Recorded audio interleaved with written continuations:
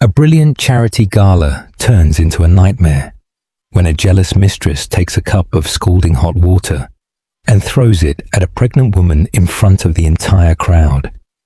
Cameras flash, guests scream, and her powerful husband stands there, frozen. But nobody expects what happens next when the doors of the ballroom burst open and a clearance diver from the Royal Australian Navy storms into the room. He's not security, he's her brother. And from that moment on, justice stops being polite. This is a story about power, betrayal, and the kind of courage that can change everything. Tell us what time you're listening and where you're tuning in from. Drop a comment down below.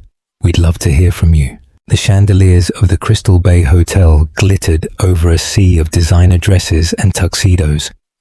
Soft jazz drifted through the air, mixing with the faint clinking of glasses and murmurs of polite laughter. It was the charity gala of the year, one of those nights where people smiled a little too much and secrets were hidden behind every toast. Near the grand piano, a pregnant woman in an ivory dress stood quietly, one hand resting on her belly. Her name was Eliza Moore, and she had once been the picture of elegance and grace. That night, however, something about her seemed fragile. Her smile was soft, but her eyes held a flicker of unease. She felt the distance growing between her and the man who stood a few steps away, her husband, Lachlan Moore, CEO of Moore Maritime Holdings. Lachlan was laughing a little too loudly with a woman who was half his wife's age. The woman's name was Chloe Clark, a model turned consultant, as the tabloids kindly called her. Her red dress shimmered like a warning light every time she moved. She had a way of pulling all the attention, of making the room revolve around her. Eliza had heard the rumors for months. She had decided not to believe any of them. She told herself that stress, not infidelity, explained her husband's coldness, the long nights, the perfume that wasn't hers. She kept telling herself that love could withstand humiliation. But that night, something in her heart felt like it was about to break. Chloe noticed her gaze. A smile curved on the young woman's lips, sharp as a knife. "Enjoying the show?" she asked loudly, just enough for the nearby guest to hear. Eliza's throat tightened. "I came to support the foundation, not to..." "Not to what?" Chloe interrupted, moving closer, her voice laced with venom. "Not to see what a real woman looks like." A few heads turned. The pianist's fingers paused for a second before continuing. The music faltered. The air grew thick. Lachlan took Chloe's arm. "Chloe, stop it. This isn't the place." But his tone was weak, almost indulgent, like a father indulging a spoiled child. Eliza's hand trembled on her glass. She wanted to leave to protect her baby and her dignity. But something held her back. Perhaps it was the injustice of it all, or perhaps the years of silence that had built up in her chest. "You should be ashamed," she whispered. Her voice was barely audible, but in the silence that had formed, it resonated. "You're embarrassing yourself." Chloe laughed, a sharp, cruel sound. "Embarrassing myself? Sweetie, you did that the moment you let him get bored." A murmur ran through the room. Someone turned on their phone's camera. The red light blinked like an unblinking eye. Lachlan rubbed his temples. "Enough, both of you." But Chloe's rage was already out of control. She grabbed a cup from a waiter's tray, her hands trembling with jealousy and pride. "You want drama? Here's your show." Time seemed to stop. The cup flew through the air, and scalding hot liquid splashed across Eliza's chest and shoulder. The scream that tore from her throat silenced the entire room. The pianist stopped playing. The waiters stood still. The smell of burnt skin and roses filled the air. Eliza fell to her knees, hugging her belly, breathing in ragged gasps. The ivory fabric of her dress became translucent and stuck to her skin. Pain shot through her body and fear consumed her, not for herself, but for the tiny heartbeat inside her. "Oh my God," a woman cried out. "She's pregnant." The crowd moved in, but no one dared to touch her. Phones floated like vultures, recording every second. The world that had ignored her pain was now feeding on it.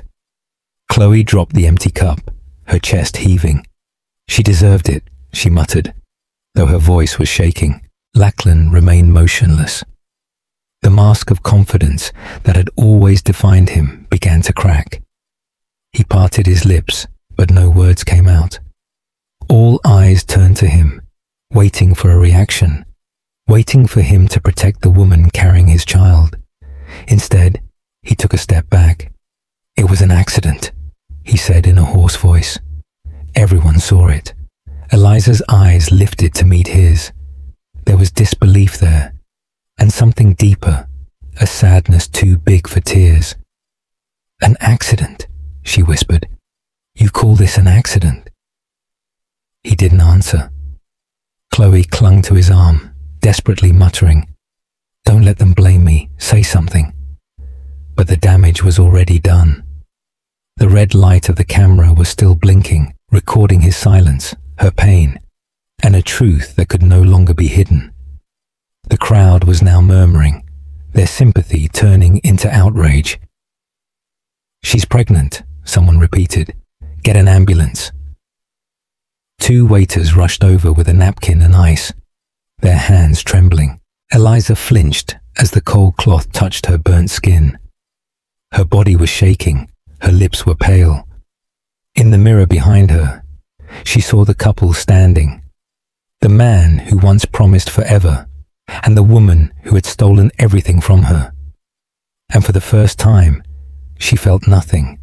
No love, no anger, just the quiet understanding that something inside her had ended. In the distance, sirens wailed.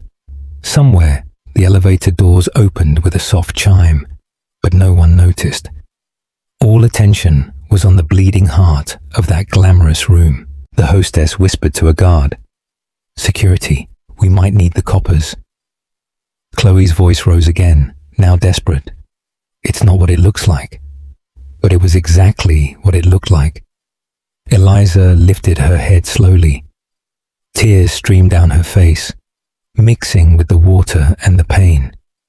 She looked directly at her husband, her voice hoarse but firm. "You're going to regret this." A new silence fell over the room. The red light kept blinking. And then, from behind the heavy ballroom doors, a voice of authority echoed from the marble hallway. "Oh, sorry. Oh, I swear." The guards reacted immediately. A tall man in a uniform entered the room. His presence filled the space before his words. His eyes fixed on Eliza and then on the trembling couple in front of her. That man was Captain Ben Hayes, a clearance diver from the Royal Australian Navy, Eliza's brother. And in the next instant, the night that had begun with laughter was about to turn into a reckoning that no one in that ballroom would ever forget.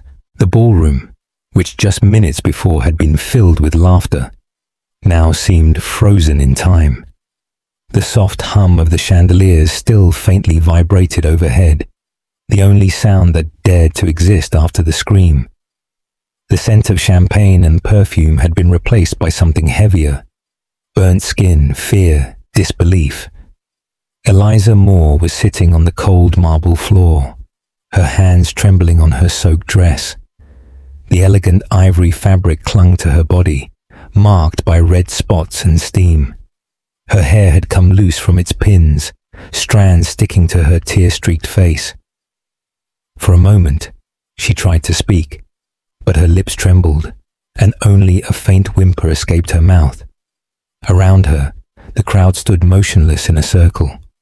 Dozens of guests, some holding their phones, others whispering to each other as if words could make sense of what had happened. The charity banners swayed slightly in the air conditioning. their golden letters now a cruel backdrop to the chaos. Someone's champagne glass rolled across the floor, slowly spinning to a stop next to Eliza's shoe. The sound was small, almost delicate, but it made everyone flinch. Chloe Clark was a few feet away, her chest rising and falling quickly.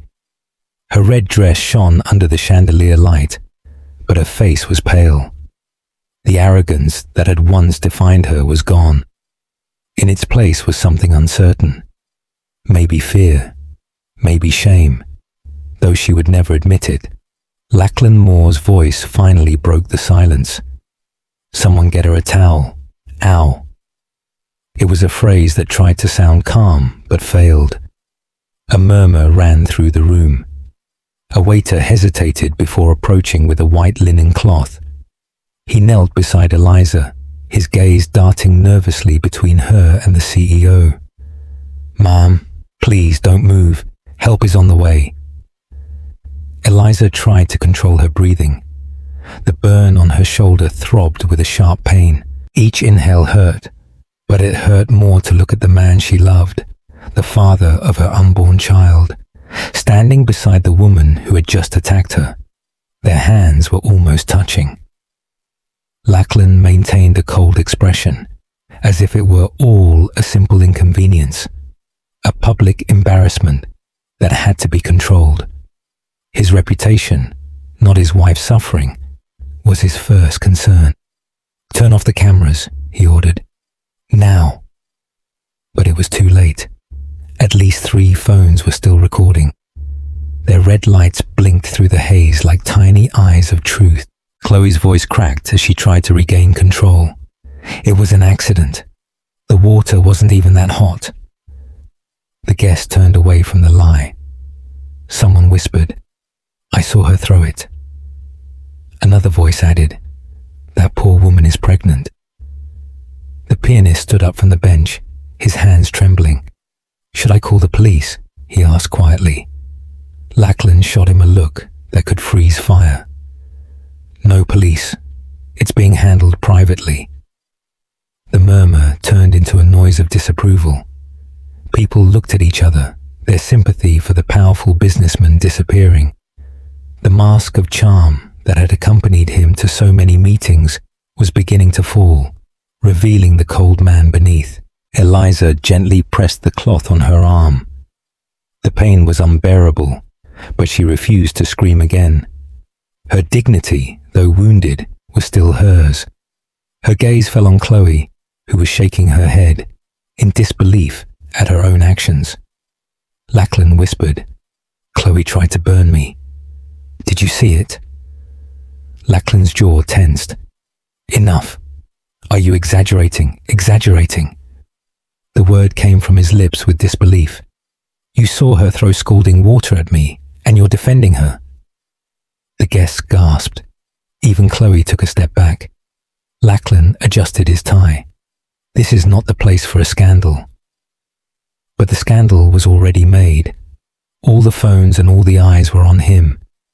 For once, neither money nor influence could control the situation. A soft sob escaped Eliza as she tried to get up. The waiter tried to help her, but she pushed his hand away. "I'm fine," she murmured, though her knees were shaking. The lights flickered slightly, casting shadows across the room. Near the bar, a woman whispered on the phone, "Call an ambulance now." "Hooray!" Chloe's lips parted, but no sound came out. She clutched her handbag like a shield, looking at the water stain spreading across the marble. "I didn't mean to hit her. I just wanted to scare her." No one believed her. An older woman, perhaps one of the donors, stepped forward with authority. "Enough, young lady. You could have killed her." Her voice trembled with indignation. Lachlan responded gruffly, "Stay out of it." The woman's eyes narrowed. "Get out of my sight, Mr. Moore. I'll make sure the Foundation knows exactly who they invited." The murmur of disapproval grew louder, turning into a chorus of condemnation. "He's protecting her. She's pregnant. Get everything on film." Lachlan looked around, realizing he was losing control. For the first time that night, panic was reflected in his eyes. Eliza leaned on a chair to stay standing. Her hair was stuck to her face. Her skin was glowing with pain, but a strange calm was beginning to rise inside her. The shock was disappearing. What remained was determination. A security guard entered through the side door, confused. "We received a report of an altercation." Lachlan turned abruptly. "No, everything is fine." The guard hesitated. He looked at Eliza, then at the phones that were still recording. "It doesn't look fine, sir." For the first time, Lachlan was speechless. He opened his mouth, but nothing came out. The guests began to move away, leaving space around Eliza as the paramedics entered. The red and blue lights from outside filtered through the high windows, reflecting on the ballroom floor. A paramedic knelt beside her. "Mom, we need to check your burns." "How many months are you?" "6 months," she whispered. "Okay, we'll take you to the hospital right away." Eliza looked at Lachlan one last time. He was next to Chloe, motionless, while the entire room watched him with contempt. Any love that ever existed between them disappeared in that instant. The paramedics carefully lifted her onto a stretcher. As they carried her towards the exit, the murmurs turned into a storm of judgment. "Poor woman. She deserves better. I can't believe he allowed this." At the door, Eliza turned her head slightly. The light from the chandelier illuminated her tear-streaked face, and for the first time, she breathed freely. The pain was still there, sharp and constant, but underneath it was something new. Strength. As the stretcher passed under the golden arch, a current of cold air from the open doors touched her skin. She closed her eyes, concentrating on the faint rhythm of her baby's heart under her palm. Outside, the sound of the sirens was getting louder. Inside, silence once again took over the ballroom. And somewhere in the back, unnoticed by most, a man in a dark uniform had arrived. His presence was serene, but his eyes were full of determination. He watched the paramedics take Eliza away, his jaw clenched in silence. The world inside that ballroom was about to change forever. The cold fluorescent lights of the hospital hallway hummed softly. The white walls, too clean and too silent, seemed to mock the chaos that had occurred a few hours earlier. The nurses moved quickly, their shoes whispering on the tiled floor. Eliza lay in a bed in the maternity ward, her arm wrapped in clean bandages, and her shoulder covered with a cooling gel. The burn still hurt, but the painkillers softened the edge of the pain. What couldn't be numbed was the wound inside her chest. Her eyes were fixed on the monitor beside her. The rhythmic beeping of her baby's heart was the only sound that kept her connected.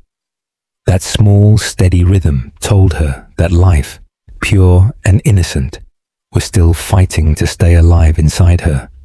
A nurse adjusted the IV drip. "You were lucky," she said gently.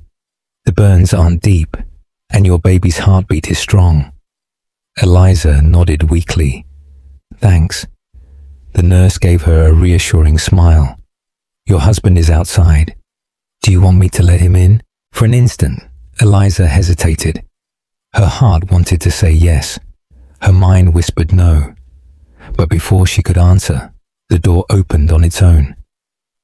Lachlan entered, in the same tuxedo from the gala. His tie was undone. His hair was messy. He looked like a man who had aged 10 years in one night, but not from guilt, but from fear of being exposed. Eliza looked at him for a long time. "You came," she said in a low voice. He sighed, running a hand through his hair. "Of course I came. The press is everywhere. Do you realize what you've done? What I've done?" Her voice rose a little, disbelief taking over. "Lachlan, I'm the one who was attacked." He closed the door behind him and lowered his tone. You embarrass me. You embarrass this family. That video is all over social media. My board calls me every 5 minutes. So. Tears welled up in her eyes, but she refused to let them fall. Your board? Is that what you care about? Not your wife? Not your son? He looked away. You have to stop making this worse. Chloe didn't mean to hurt you. She got scared. Eliza froze. She threw scalding water at me, Lachlan. You saw it. It wasn't scalding, he muttered. You're exaggerating again. You always dramatize when you get upset. Eliza held her breath. Dramatize? The word cut through her like a knife. Do you think tonight was an act? He stepped closer, his tone more cutting. Do you think I don't know what this is all about? You're furious because she's younger, because I'm finally happy. Eliza stared at him, her mouth agape in disbelief. Happy? She repeated softly. You call this happy? Betrayal, violence, lies. That's your happiness. He looked at her directly, with a cold, hard expression. You were never satisfied. Nothing I did was enough for you. You wanted to control everything. The house, the money, my time. Eliza's voice trembled, but she maintained enough firmness to uphold the truth. All I wanted was a husband who loved me, a father for our son, someone who would protect us, not destroy us. Lachlan began to pace back and forth, frustrated. You don't understand the pressure I'm under. The company depends on me. The investors, she interrupted him. The company, the investors, the image, always the same old excuses. She turned her face to the window. Tell me, do you ever think about people? About me? He didn't answer. Instead, he straightened his jacket and changed the subject. The police want to talk to you. Keep your story simple. Say it was an accident. I'll take care of the rest. She looked at him in astonishment. You want me to lie? He exhaled forcefully. It's not a lie. It's damage control. Damage control? Her tone hardened. I could have lost our baby. My skin is burnt and you're worried about your reputation. Blake's expression darkened. You're emotional? You always let your feelings cloud your judgment. The door opened slightly. A nurse poked her head in, noticing the tension. Everything okay? Eliza forced a faint smile. Yes, thanks. The nurse nodded and closed the door again. As soon as she was gone, Lachlan leaned in closer. Listen to me. You will not press charges. You will not talk to the press. You will say it was a misunderstanding. Eliza looked at him, her heart breaking with every word. And if I don't? His jaw tensed. Then I'll make sure you lose everything. The house, the accounts, even custody.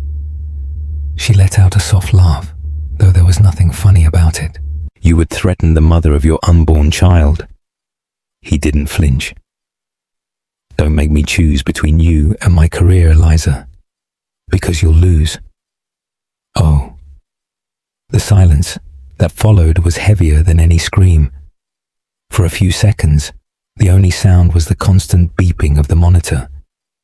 Eliza felt her baby move under her hand.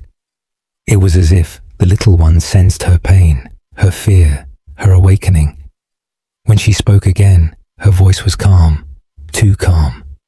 I see you clearly now, Lachlan. For the first time, I truly see you. He frowned. Don't start playing the victim. I don't have to pretend, she whispered. You made me one. Her words hung in the air like glass about to break. Lachlan turned to the door, his tone dry. I'll send a lawyer in the morning. Sign the documents they bring you. We'll fix this in silence. Eliza didn't answer. She watched him walk away, each step echoing like the closing of a chapter. When the door closed behind him, she let the tears flow freely. Her chest rose and fell with ragged breaths. The betrayal was now complete, not just by the woman who attacked her, but by the man who was supposed to protect her. A nurse entered a few minutes later, checking the monitors. "He's gone now." Eliza nodded weakly. The nurse tucked the blanket around her and whispered, "You're not alone. Sometimes the people who hurt us the most are the ones who teach us how strong we can be." Eliza turned her face towards the sound of her baby's heartbeat once more. The pain was still there, raw and burning, but something inside her had changed. Shock had turned into determination. She touched her bandaged arm and murmured to herself, "He'll never silence me again." Outside the room, in the dimly lit hallway, a shadow lingered near the corner. Captain Ben Hayes had arrived in silence, listening from afar. His expression was unreadable, but his fists were clenched. He had heard enough. The world that betrayed his sister was about to face the man who would make them all answer for it. The morning sunlight streamed through the high windows of Lachlan's penthouse, spreading across the marble floor like golden dust. The city below was already alive with noise, but inside the air felt heavy, too polished, too silent. The kind of silence that follows a scandal, when everyone is waiting to see who will fall first. Chloe Clark was sitting at the kitchen bar, drinking coffee from a glass cup. Her perfectly manicured nails tapped rhythmically on the porcelain. Each click was an echo of her confidence. Across from her, Lachlan sat at the dining table, staring at his phone with a blank expression. Headlines blinked on the screen. CEO's wife, hospitalized after gala incident. Assault investigation underway. Public outrage over violence at charity event. He scrolled through the articles quickly, cursing under his breath. "This is a disaster. The board wants me to make a statement." Chloe smiled smugly, swirling her coffee. "Then make one. Tell them it was an accident. People will believe what you tell them." "Ah!" Lachlan looked up, irritation in his eyes. "You don't understand how serious this is. There were cameras, witnesses, She tilted her head, feigning innocence. "And yet we're here, in your penthouse together. That says it all, doesn't it?" He leaned back in his chair, rubbing his temples. "You don't understand, Chloe. My wife could press charges. The police are involved." Chloe laughed softly, a light and cruel sound. "Your wife. You still call her that as if it means something. She's a write-off, Lachlan. A pathetic woman, burnt, crying in a hospital bed while the world moves on. Do you really think anyone will side with her?" Lachlan didn't answer. His silence was a form of surrender. Chloe took another slow sip of coffee, savoring the bitter taste of her victory. She reached out and placed her hand over his. "You did the right thing by staying with me. You showed everyone where your loyalty lies." He didn't look at her. "Loyalty has nothing to do with it. I was just trying to avoid a scandal." She smiled conspiratorially. "Stop pretending to be noble. You chose me long before last night. Do you love me, Lachlan? Admit it." He looked away towards the window, the reflection of the skyscrapers glinting in his tired eyes. "Love isn't the word I'd use now." Chloe's smile wavered for an instant, but she quickly hid it with a light laugh. "Okay, call it whatever you want, but you're here, and she's not. That's what matters." Chloe got up and walked gracefully around the room. The soft rustle of her shirt broke the silence. She took the remote from the counter and turned on the television. The screen lit up with a morning news program. The reporter's voice filled the space. Last night's charity gala took a shocking turn when an altercation between socialite Eliza Moore and a guest left Mrs. Moore hospitalized with burns. Witnesses say the incident was filmed and police are investigating. Chloe turned up the volume, watching amusedly as her own blurred image appeared on screen. They didn't even show my best angle, she said mockingly. Lachlan glared at her. Turn it off.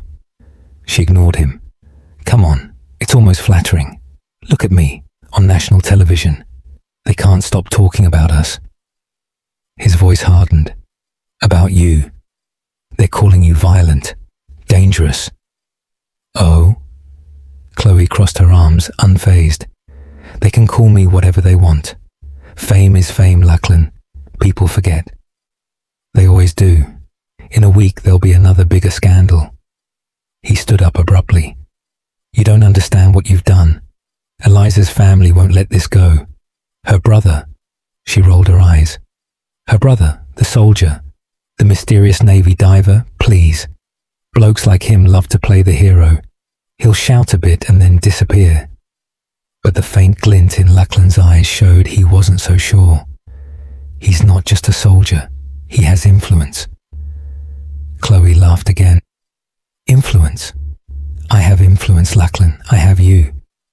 He didn't answer. His phone vibrated, another notification lighting up the screen. He read it in silence, his jaw tense. Chloe watched him, noticing his discomfort. Who is it? The board, he replied flatly. They're demanding a public apology. They want me to distance myself from you. The smile disappeared from her face. What? They think I should show concern for my wife, at least in public? Chloe's voice became sharp. So that's it? After all I risked, you're going to crawl back to her to save your image? Lachlan's tone was cold. I said publicly, don't overreact. She laughed bitterly, pacing back and forth. Don't overreact. I gave my soul for you. I stood by you when everyone saw you were a fraud, and now you're going to pretend I was just a whim. She's nothing without you, and you know it. Lachlan slammed his hand on the counter. Enough, Chloe. The sudden silence was as sharp as broken glass. Chloe looked at him, breathing heavily. Then he smiled slowly, regaining her composure. You're angry now, but you'll get over it. You always come back. You can't resist me. She walked towards him and brushed his shoulder with her fingers. He didn't move. She leaned in close to his ear, whispering, She's weak. You need someone ruthless by your side. That's why you chose me. He pulled away, stepping back towards the window. Sometimes I wonder if I made the biggest mistake of my life. Chloe scoffed. If you really believe that, you'd be at her hospital bedside right now. But you're here, aren't you? Her words hung in the air. She looked back at the television, watching the incident replay. The frozen image of her throwing the cup filled the screen. For the first time, Lachlan saw it from the outside. The rage on Chloe's face, the terror in his wife's eyes, and something inside him broke. Chloe didn't notice. She was too busy admiring her reflection in the glass, contemplating the woman she thought had won. Down below, on the street, the cameras were waiting. Reporters were gathering in front of the building, yelling questions into the morning air. Will Mr. Moore make a statement? Is it true his wife was attacked by his mistress? Chloe straightened her posture, brushing her hair back from her shoulders. It's showtime, she muttered, putting on her sunglasses.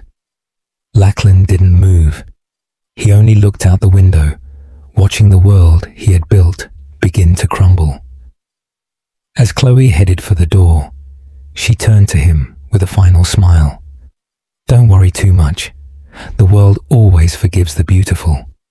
And with that, she walked out into the flashing lights, ready to play her part in the story she thought she controlled. The next day, the city woke up to headlines that blazed across every screen. CEO Lachlan Moore under fire after gala incident. Police seek statement from attacker of wife. The images were everywhere. The soaked dress, the steam, the chaos. What should have been a night of charity had turned into a public scandal that threatened to destroy everything Lachlan had built. In his downtown office, the air smelled of leather and panic. The blinds were half closed, blocking the glare from the camera flashes on the street. Lachlan stood in front of his board of directors, his tie loosened and his voice sharp with irritation. "I have the situation under control," he said, though the sweat on his forehead told a different story. "My legal team is working to get the video taken down. We'll handle the media." Across the table, a grey-haired board member adjusted his glasses. "The video is already viral, Lachlan. It's on all the major networks. People are calling for your resignation." Lachlan's jaw tensed. "This company is my creation. No one will force me out." "Mate," another executive leaned forward, "then get your personal life under control. The public sees a man who stood by while his mistress attacked his pregnant wife. That's not an image we can defend." Lachlan slammed his hand on the table. "I said I'm handling it." The room fell silent. The board members looked at each other with discomfort. It was clear that the power Lachlan had wielded so easily was slipping from his grasp. When the meeting was over, he retreated to his private office. He poured himself a drink, the ice clinking loudly against the glass. His phone wouldn't stop vibrating with messages from investors, lawyers, and journalists. But the message that made his pulse quicken came from a blocked number. "Police request your presence for questioning today at 3 p.m. He swore under his breath. No way. Moments later, his assistant came in nervously. "Sir, the press is outside. They want a statement." Lachlan turned abruptly. "There will be no statements. Tell them my wife is recovering and nothing more." The assistant hesitated. "Sir, they're asking about the woman in the video." "Them? I said nothing more," he interrupted. The young man nodded and hurried out. Lachlan leaned back in his chair, rubbing his temples. He could feel his empire trembling beneath his feet. He had spent decades climbing to the top, buying loyalties, silencing opponents, controlling every story. But this time, control was slipping through his fingers like sand. He picked up the phone and dialed a familiar number. Chloe answered on the second ring, with a voice that was both sweet and defiant. "G'day, darling. I saw the news. This time they really got my good side." Lachlan gripped the phone tightly. "You need to stay quiet. Don't talk to anyone. Don't post anything. Do you understand? I'm going to tell you. Relax, I'm not stupid. You're impulsive," he said coldly. "That's worse." Her laugh became sharp. "Don't talk to me like one of your employees, Lachlan. I'm the reason people are noticing you." His voice dropped. "You're the reason they're about to destroy me." There was a pause on the other end. Then Chloe replied in a glacial tone. "Maybe you should have thought about that before you promised me the world." She hung up without saying another word. For a long moment, he was silent, staring at the horizon. The city stretched out before him, the same one that had once bowed to his power. Now it was watching him, waiting for his fall. Meanwhile, at St. Mary's Hospital, Eliza was speaking with a police officer. Her bandaged arm rested on her lap as she calmly answered. "Yes," she said softly. She threw the liquid intentionally. It wasn't an accident. The officer nodded. "We'll need a written statement. Are you aware that your husband has refused to cooperate?" Eliza's lips trembled. "No, but I'm not surprised." The officer placed a card on the table next to her bed. "If anyone tries to intimidate you, call me directly. You and your baby are under protection." She looked at the card for a moment and then nodded. "Thank you." When the officer left, the nurse came in with a tray. "You have a visitor," she said in a low voice. Eliza looked towards the door and froze. Lachlan was there, with a bouquet of white lilies in his hand. "Can I come in?" he asked. Her expression remained cold. You're already here." He closed the door and placed the flowers on the table. "I came to apologize." Eliza let out a small laugh with no trace of humor. "You came to do damage control." He didn't deny it. "You have to understand something. What happened was regrettable, but if you keep talking to the police, this will ruin both of us." She looked at him steadily. "It will ruin you. I have nothing left to lose." Lachlan's tone hardened. "You have a lot to lose. The house, the accounts, even custody. Do you think you can raise a child without support?" Eliza's heart was pounding, but she showed no fear. "If that's your concept of support, then I don't need it." He stepped closer, lowering his voice. "Don't be silly. I have friends in the media, in the courts. If you make me your enemy, you won't survive the storm." She lifted her chin. "Maybe it's time the world saw the man behind the mask." Lachlan's patience broke. "Don't provoke me, Eliza. One call and your story disappears. The officer who came today, I can make sure your file never reaches him." His words sent a chill down her spine, but she didn't move. "You think threats make you powerful, but they just show how scared you are." He looked at her coldly. "I'm not scared." "Yes, you are," she said in a low voice, "because you finally lost control." For a few seconds, neither of them spoke. The monitor beside her kept beeping. The sound of a heart beating filled the room. Lachlan turned to the door, his jaw clenched. "This is your last chance. Tell the police it was an accident, or you'll regret it." He left before she could answer. The door closed with a click. Eliza was left in silence, her pulse racing. She pressed a hand to her stomach and whispered, "I won't be silent again." Through the small window on the door, a figure was watching, Captain Ben Hayes. His eyes followed Lachlan as he walked down the hallway, his posture calm but full of contained strength. He had seen enough to understand what kind of man his brother-in-law was. When Lachlan turned the corner, Ben entered without making a sound. He looked at his sister and spoke softly. "You don't have to face him alone." Eliza's eyes filled with tears, but this time they weren't tears of fear.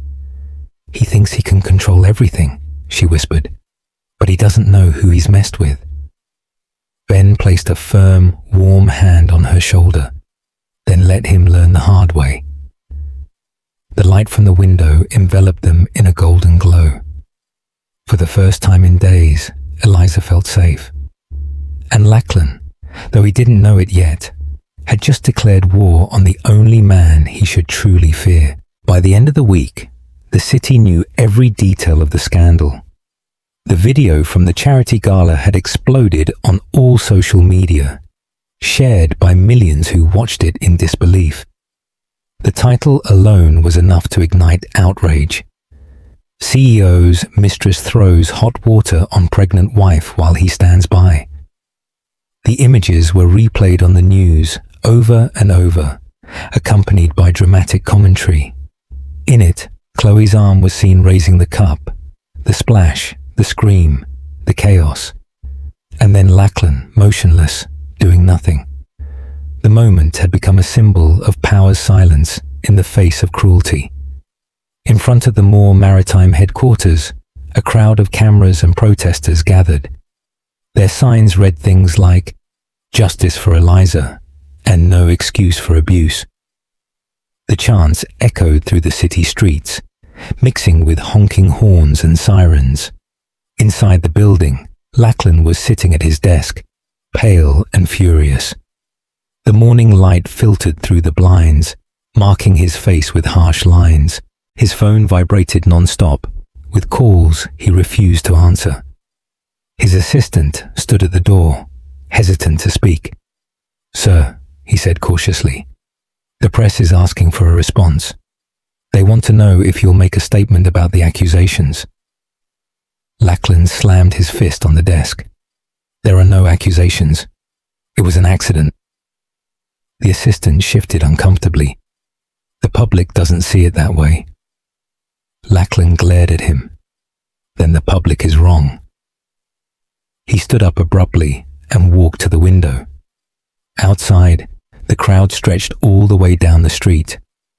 Reporters were shouting his name, holding up microphones as if they were weapons. Across town, Eliza was in her hospital room watching the same images. The television flickered softly in the corner. Her nurse, a kind woman named Mia, turned down the volume. "You shouldn't watch that, love. It'll only hurt you." Eliza slowly shook her head. "No, I need to see it. I need to remember exactly what they did." Mia nodded gently and tucked the blanket around her. "You're stronger than they think you are, Elle." Eliza smiled slightly, not taking her eyes off the screen. "I'm starting to believe that." The video replayed, showing the chaos in slow motion. But this time, what caught Eliza's attention wasn't the pain, but the people around her. The woman who gasped, the waiter who ran, the security guard who hesitated. All witnesses, all part of a truth that could no longer be hidden. Her phone vibrated beside her. A message from an unknown number appeared. "Stay silent or you'll regret it." Eliza's stomach tightened. She looked at the screen for a few seconds and then turned it off. She already knew who had sent it. That afternoon, Lachlan called a press conference. The company's media room was full of journalists, the air thick with tension. Flashes burst like lightning as he stepped up to the podium in a flawless grey suit. He cleared his throat and forced a smile. "Good afternoon. I want to clarify the misunderstanding at last week's charity gala." A murmur ran through the room. A female reporter immediately raised her hand. "Mr. Moore, the video clearly shows your companion throwing a drink at your wife. Do you call that a misunderstanding?" Lachlan's smile wavered. It was an unfortunate incident. Emotions were running high. "My wife is recovering, and I ask for privacy for all involved." Another journalist shouted. "Do you take responsibility for standing by and doing nothing?" His jaw tensed. "That's a private matter." But the reporters persisted. "Is it true that your wife has filed a police report? Is it true that your mistress caused her hospitalization?" The flashes blinded him. His words came out in a stutter. "I am cooperating with the authorities." The chaos of the questions grew. The microphone trembled in his hand. Behind him, a large screen flickered. Someone had connected a live social media feed. The comments were scrolling so fast that no one could read them all. "Coward. Protect women, not your ego. Resign, Lachlan Moore," a voice from the back shouted. "You're finished." Security staff intervened, but the damage was already done. That same night, Lachlan's face appeared on all the news, sweat shining under the lights. The headline read, "CEO breaks silence and makes his situation worse." That night, Chloe arrived at the penthouse uninvited. She threw her handbag onto the couch, her face filled with fury. "What was that performance? You looked pathetic. Weak." He looked at her with contempt. "You should thank me. I didn't mention your name." Chloe's lips curled into a mocking smile. "You think that protects me? Everyone knows who I am. I can't even go out on the street without being followed." "You brought this on yourself," he replied coldly. She laughed bitterly. "No, Lachlan, we brought it on ourselves together. You wanted me. You wanted excitement. Now you have it." He turned away, his voice cutting. "Get out." Chloe's eyes darkened. "You don't give me orders. Not after everything I've done for you." He pointed to the door. "Leave, or you'll regret it." She paused, then smiled coldly. "You think you're still in control? You're not. I have messages, photos, things that can destroy you.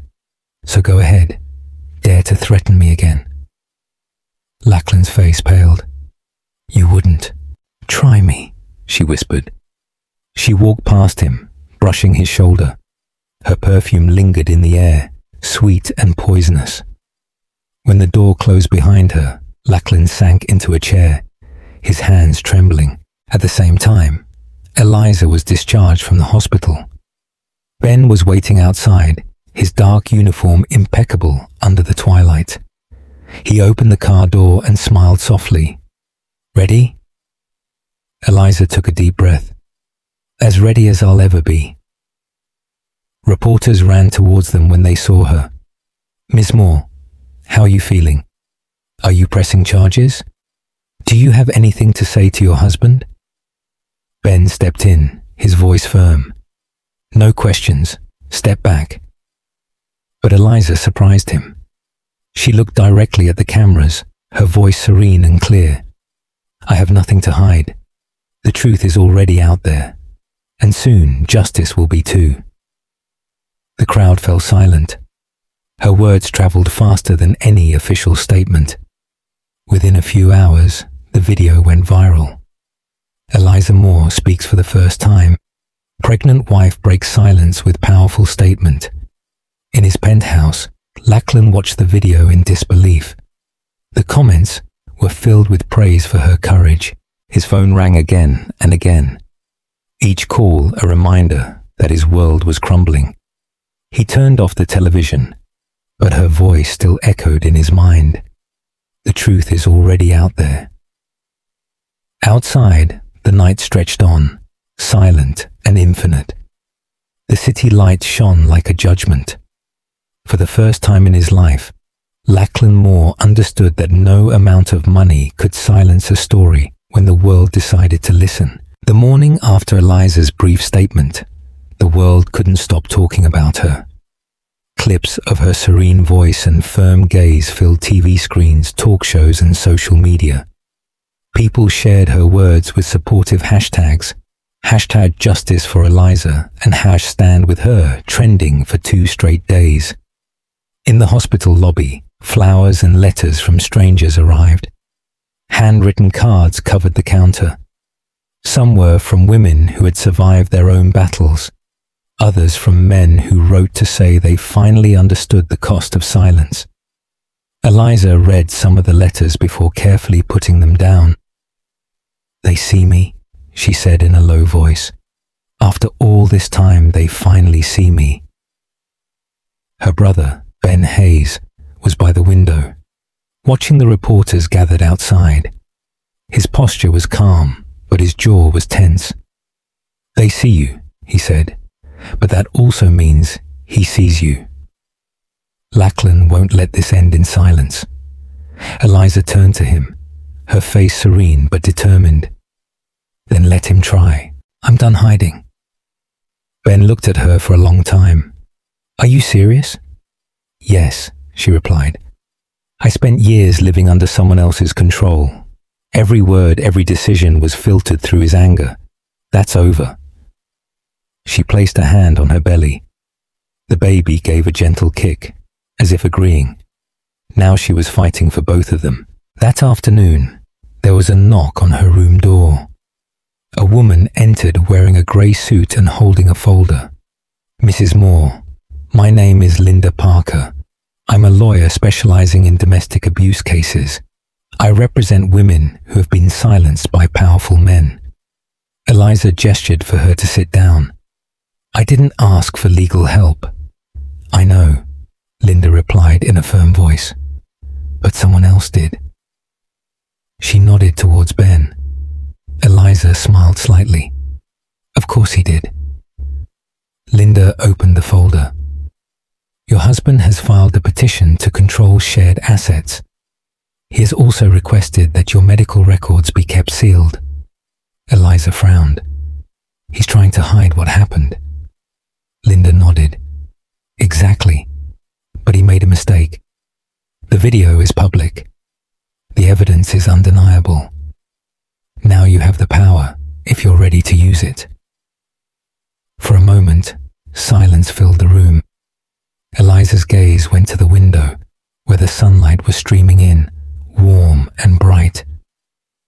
"For years I thought power meant control," she said softly, "but maybe true power is simply the courage to speak up."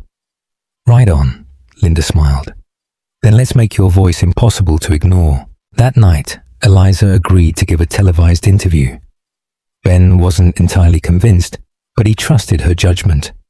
"You don't owe anyone your pain," he told her before she left. "I won't share my pain," she replied. "I'll share the truth." The studio lights were warm on her skin.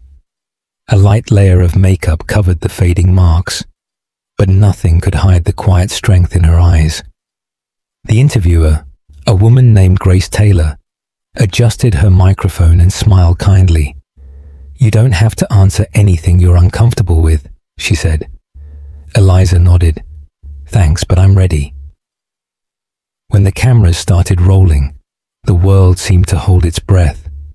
Grace leaned forward. "Mrs. Moore, people all over the world have seen the video.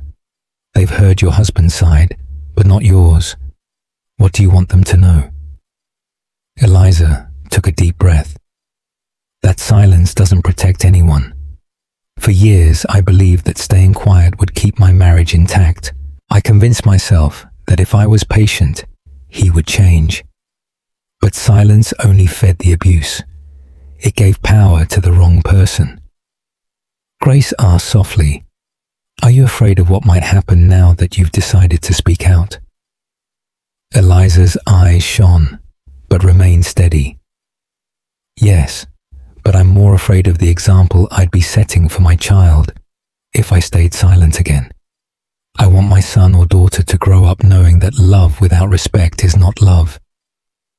The interviewer paused, letting her words sink in. "Have you spoken to your husband since you left the hospital?" "No," Eliza said. "But I heard his press conference. He called what happened a misunderstanding. That word hurt more than the scalding water." Grace leaned in. "What do you hope will come of this?" Eliza looked directly at the camera. "Justice, not just for me, but for every woman who was told to be quiet because her husband was powerful or because no one would believe her. Power should never protect cruelty." In the control room, the producers looked at each other. They felt the weight of her words. Even Grace had to blink back tears. When the interview was over, Eliza slowly stood up and thanked everyone on set. Outside the studio, a crowd had already gathered. They cheered as she walked out into the light, chanting her name. Across town, Lachlan was watching the broadcast from his penthouse. The glass of whiskey in his hand trembled as Eliza's voice filled the room. "She's destroying everything," he muttered. Chloe, lying on the couch behind him, scoffed. "She's destroying you, not me. Don't look at me like that." Lachlan's eyes burned with rage. "You think this is funny?" She shrugged. "It's poetic, really. The wife becomes a hero. The mistress becomes a villain. And the big shot CEO ends up being a warning." He turned away, pacing back and forth. "I'm not finished yet. I can fix this." Chloe laughed softly. "You can't fix a reputation that no longer exists." Her words hit him harder than she expected. He threw the glass against the wall. It shattered, and the sound echoed throughout the empty penthouse. Meanwhile, Eliza returned to her hospital room, where Ben was waiting with a quiet smile. "You did it," he said. "You faced the world." She sat down, exhausted but at peace. It felt good, like breathing for the first time. Ben put a hand on her shoulder. "Now we focus on what's next, the investigation, the case." Eliza nodded. "Yes, I'm ready. Whatever it takes. As night fell, the city lights flickered below, and for the first time in months, Eliza slept without fear. Elsewhere in the city, Lachlan's phone rang again. He answered reluctantly. His lawyer's voice was cold and precise. "Lachlan, "We have a problem. The Attorney General's office just announced a full investigation. You're no longer a witness. You're a suspect." Lachlan's hand went cold. He didn't answer. Outside, the same city he once ruled shone with judgment. And in the distance, under the soft hum of hospital machinery, Eliza slept peacefully, unaware that her courage had already begun to change everything. The day of the court hearing dawned under a grey, heavy sky. The courthouse steps were lined with cameras, microphones, and flashes of light. Reporters were packed shoulder to shoulder, their voices overlapping as they shouted questions into the air. The world had been waiting for this moment, the confrontation that would decide not only the fate of a family, but the downfall of a powerful man. Eliza slowly stepped out of the black SUV, her brother Ben at her side. She wore a simple navy dress and a serene expression that silenced the crowd. Her hair was neatly tied back, her posture firm despite the flashes around her.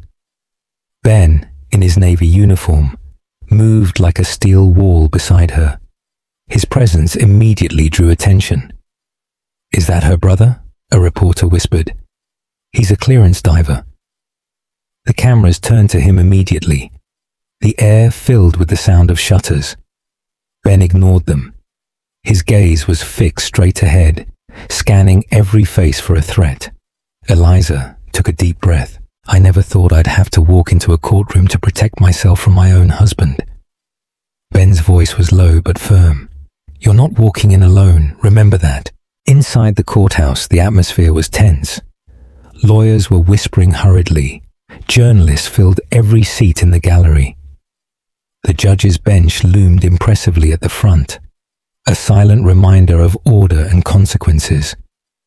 When Lachlan entered, a murmur ran through the room.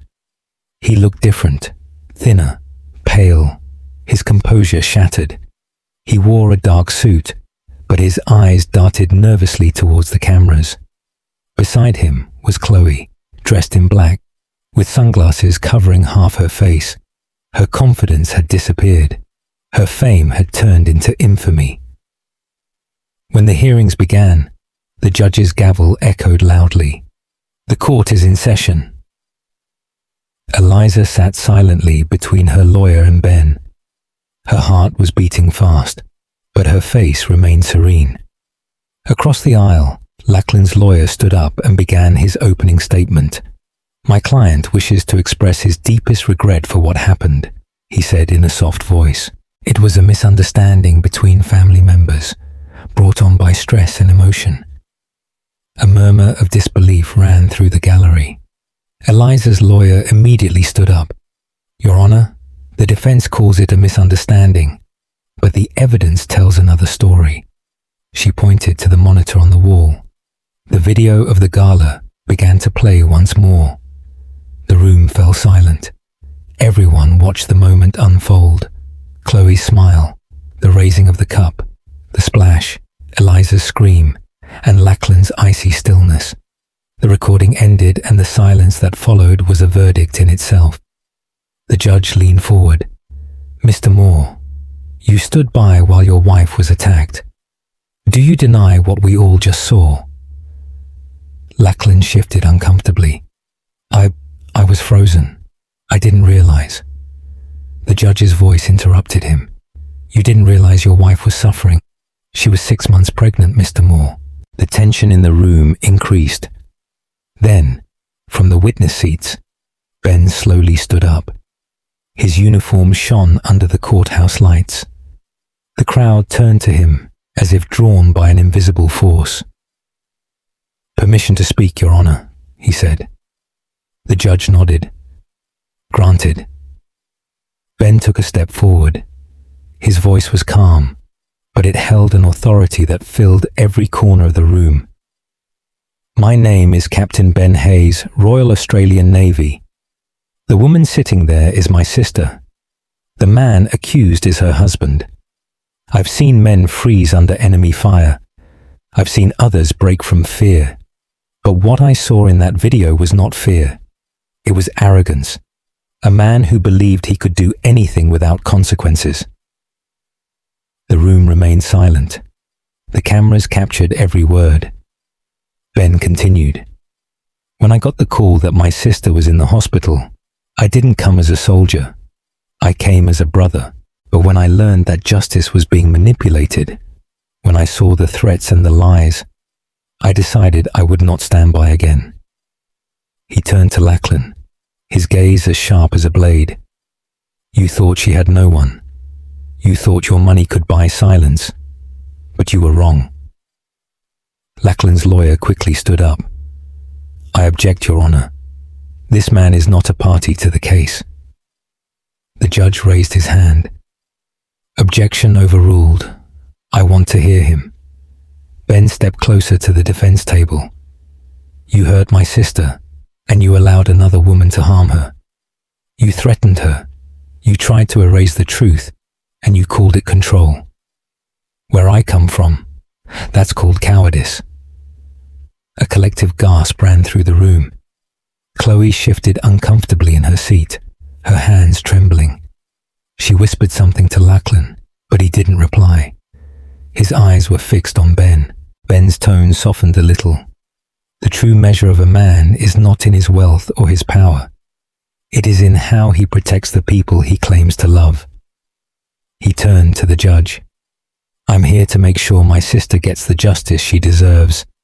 And I promise you, Your Honor, I will not stop until that happens. The judge slowly nodded, his face serious but respectful.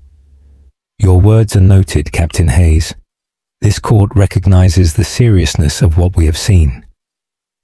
The prosecutor stood up, holding a folder. Your Honor, the state is prepared to file charges not only for assault, but also for obstruction of justice. Mr. Moore attempted to interfere with police reports and suppress evidence. The room erupted. Reporters wrote quickly. The gavel hit again. Order, the judge demanded. When the noise subsided, Lachlan looked at Eliza. For the first time, fear was reflected in his eyes. She did not look away. Her voice was firm. You wanted me to be silent, but you forgot who my brother is. Some people in the gallery applauded before a hush made them stop. The judge leaned forward. Mr. Moore, this court will not tolerate manipulation or abuse of power. Consider this a formal warning. The investigation will continue with full transparency. Ben returned to Eliza's side. She looked at him, tears glistening in her eyes. Thank you, she whispered. He smiled slightly. You did the hard part. I just made sure the world heard you. When they left the courthouse, the crowd outside erupted in cheers. Reporters were shouting her name, asking for statements. Eliza stopped on the steps, her brother beside her, and looked at the flashing lights. Before, I was scared of them, she said to the cameras. But now I'm not scared of anything. The applause grew louder. The sky, grey all morning, began to clear, and sunlight poured onto the steps like a blessing. For the first time, the story was no longer about a scandal. It was about strength, and as the Navy clearance diver guided his sister through the crowd, the world saw what true justice looked like. Not the kind written in headlines, but the kind that stands firm, without trembling, in the face of fear. The next morning, the world woke up to a storm of headlines. CEO Lachlan Moore faces criminal charges. Victim's Navy clearance diver brother testifies in court. Justice for Eliza, Australia's new symbol of courage. All the major networks replayed the trial footage. Ben's calm voice, Eliza's firm gaze, and the judge's stern warning. The video reached millions of viewers who saw how the man who once dominated boardrooms was now silent, exposed for what he truly was. In his penthouse, Lachlan Moore was standing in front of the mirror, looking at his reflection. His impeccable image was gone. His eyes were bloodshot, his jaw unshaven. The television behind him showed a news segment analyzing his downfall. The presenter's voice echoed throughout the room. Once considered a visionary businessman, Lachlan Moore now faces legal and corporate consequences after the shocking evidence of abuse and obstruction. He turned off the television. The silence boomed in his ears. Papers covered the living room table. Legal summons, suspension notices, and a sealed envelope with the words, "Termination of contract." Chloe entered furiously, her face hidden behind large sunglasses. "I was fired from the agency," she said in a high-pitched voice. "All the brands I worked with dropped me last night. They say I'm toxic." Lachlan didn't look at her. "You should have thought about that before you threw that drink." She threw the sunglasses onto the couch. "You should have protected me. You promised that everything would be okay." He turned slowly, his voice cold and tired. "I didn't promise anything. You made your own decisions, Chloe." She glared at him, her voice trembling with rage. "Don't you dare blame me for everything. You let it happen. You stood there while I did it.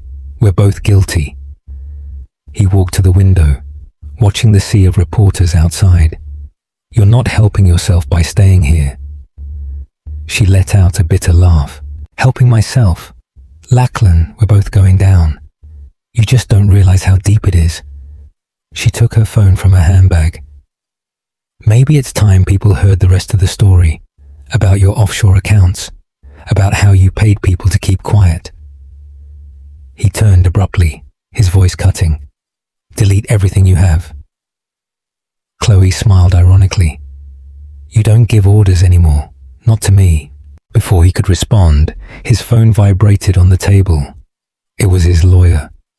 He hesitated for a few seconds, then answered. "Lachlan, we have a serious problem," the voice said.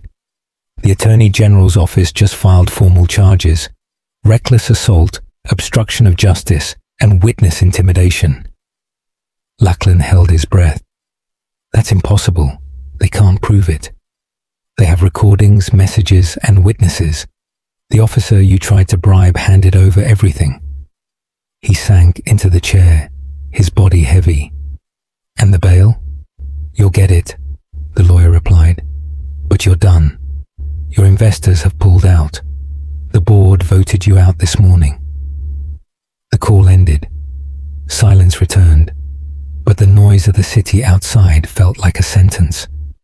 Lachlan's empire had collapsed in less than a week. Chloe watched him, with a slight satisfaction in her eyes. "This is what power looks like when it dies." "Get out," he muttered. She laughed softly. "I will. But before I go, you should know something. There's another video. Someone at the gala filmed when you whispered in my ear. They caught every word about how to cover it up. It's already online." He froze. "What?" Chloe smiled. "I guess the world will finally see what your loyalty means." She walked towards the door, her heels echoing on the marble. "Good luck, Lachlan. You'll need it." When she left, he sank further into the chair, his hands covering his face. The sound of sirens was getting closer. Hours later, police cars filled the building's entrance. Lachlan watched from the window as the officers showed their badges. He didn't resist when they knocked on the door. He didn't speak when they put handcuffs on him. The cameras captured every moment, the man who once seemed untouchable being escorted to a patrol car. The images were broadcast on every screen in the country. Former CEO arrested in domestic abuse case. Meanwhile, Eliza watched in silence from her brother's house. She was sitting on the couch, a cup of tea in her hands. Ben turned down the volume on the television and turned to her. "You don't have to watch this." She shook her head. "No, I need to. I need to see the end." On the screen, the car door closed. Lachlan's head was bowed as flashes surrounded him. The scene seemed unreal. The man who once made her feel so small now looked helpless, devoured by his own arrogance. Ben's phone vibrated. He looked at it and smiled. "Your lawyer called. The judge granted you the restraining order and full financial protection. You and the baby are officially safe." Eliza exhaled deeply. For the first time in months, the tension in her shoulders began to disappear. "Safe," she repeated in a low voice. "That word feels new." Ben placed a hand on her shoulder. "You earned it." Across town, Chloe's world was also crumbling. Her followers turned against her. Contracts disappeared. All the brands that once admired her deleted her photos. She tried to defend herself on social media, but her words only made things worse. Screenshots of her cruelty went viral. Her laugh during the attack haunted her in every comment. The world that once celebrated her beauty was now condemning her arrogance. At dusk, Eliza received a call from her lawyer. "It's all over," Linda said. "The charges will continue, but your part is closed. You won't have to relive this again." Eliza closed her eyes, tears streaming down her face. "Thank you." She went out onto the balcony, where Ben was watching the sunset painted in pink and gold. The air was calm and cool. "He's going to prison, isn't he?" she asked quietly. Ben nodded. "Yeah, and not just for what he did to you, but for everything he tried to hide." Eliza leaned on the railing, her hand on her belly. The baby gave a small kick, as if feeling the peace that enveloped them. "Do you think people really change, Ben?" He looked at her. "Some do. Others only change when they lose everything." She smiled softly. Then, maybe losing everything was the only way he would learn. They both remained silent for a while, watching the city lights turn on one by one. The chaos, the pain, the humiliation, all of it had led them to this quiet moment of truth. For the first time in her life, Eliza felt light. Not because the world had stopped judging her, but because she had stopped caring. Justice was not noisy or spectacular. It was silent, firm, and real. And as the night breeze caressed her face, she whispered to the life growing inside her, "We are free now." The months that followed passed slowly, but for the first time, the stillness felt like peace instead of fear. The noise was gone. The headlines had stopped screaming her name. The chaos that had once surrounded her became a background silence, replaced by something softer, a new beginning. Spring arrived quietly in the city. The cherry blossoms adorned the streets in front of Ben's house, their pale petals floating like snow every time the wind blew. Eliza was by the window, a cup of tea in her hands, watching them fall. Her belly was smaller now. Her body had healed, although light scars still marked her shoulder. They no longer felt like reminders of pain, but like proof of survival. Ben entered the room with his uniform jacket slung over his arm. "You should rest," he said softly. "You barely slept last night." "I'm fine," she replied with a calm smile. "The baby has been restless. I think she's ready to meet the world." He smiled too. "She gets that from you." They shared a light laugh, the kind that came easily now. The fear that had once inhabited every corner of her life was gone. On the table, a folded newspaper showed the headline, "CEO, sentenced to 10 years in prison." The article recounted how Lachlan Moore had been found guilty on all charges: obstruction, witness intimidation, assault causing harm. The world had seen his empire fall, and now justice was closing the final chapter. Eliza didn't read the article. She had already said goodbye to that part of her life. "I should go to the hospital today," she said, putting down the cup. Dr. Harris said it could happen at any moment. Ben nodded. I'll take you. That afternoon, the sky was bright and blue, the kind of sky that feels like forgiveness. The hospital room filled with soft light when Eliza went into labor. It wasn't easy, but she remained calm. She focused on her breathing, on her brother's voice reminding her that she was stronger than she thought. Hours later, when the first cry filled the room, she felt her heart open with something pure. The nurse smiled as she placed the newborn in her arms. "Congratulations, Mrs. Moore," she said gently. Eliza looked at the tiny face, the delicate fingers, the heartbeat on her chest. "No," she said softly. "Not Moore. Just Eliza Hayes." The nurse nodded, understanding instantly. Ben was nearby, his eyes shining. "She's perfect," he whispered. Eliza smiled through tears. "She's everything to me." They named her Grace. In the weeks that followed, life began to take shape again.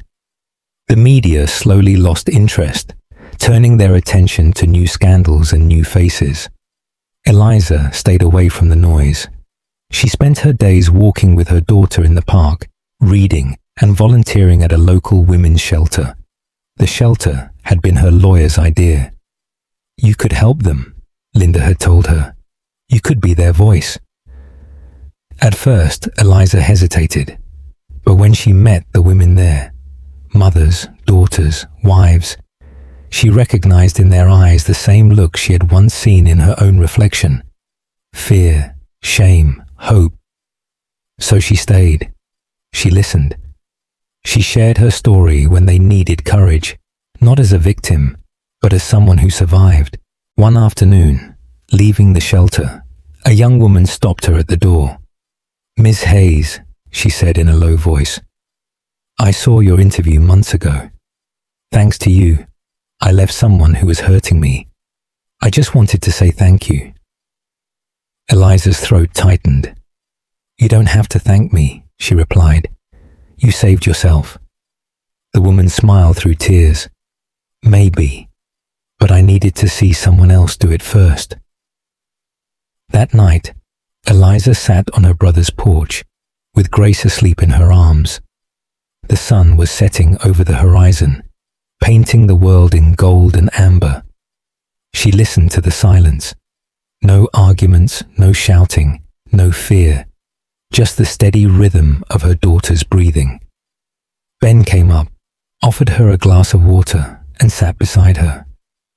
"You know," he said, "I used to think justice meant punishment. Now I think it means peace." Eliza nodded. "Peace takes longer, but it lasts." They remained silent for a while, watching the first stars appear. After a few moments, Ben spoke again. "There's something I've been thinking about. You've already helped so many women. Maybe it's time to create your own foundation. Something with your name." Eliza looked at him, surprised. "A foundation? Why not? Let's call it Grace House, a place where women and children can start over." The name floated in the air like a promise.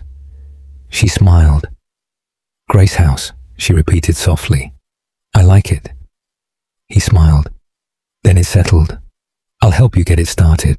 Months later, a small inauguration ceremony was held at the new center. Cameras flashed, but this time the attention felt different. It wasn't about pain, but about hope. Eliza was on the podium, her daughter in her arms, speaking into the microphone calmly and with strength. "A year ago, I was broken," she began. "Today I am not. I am proof that darkness doesn't last forever, and that courage is born in the quiet moments when we refuse to give up." The crowd erupted in applause. Among them were women she had helped, community leaders, and strangers who had followed her story. After the event, Ben put an arm around her shoulders. "Mum would be proud," he said in a low voice. Eliza smiled, tears glistening in her eyes. I think she would. That night, when everyone had gone, Eliza was left alone in the empty hallway of Grace's house. The sound of children's laughter came from a nearby room. She looked at the sign above the entrance, Grace's house. A place to start over. For the first time, she felt whole. The scars on her skin no longer defined her. They were chapters of a story that didn't end with pain, but with peace. She whispered to herself, "We did it, Grace. We really did it." Outside, the night breeze carried the scent of spring flowers. The world felt vast again, full of possibilities. And as she turned off the lights, the words she had said on camera months ago came back to her. No one can hurt us again. This time, they weren't just words. They were the truth.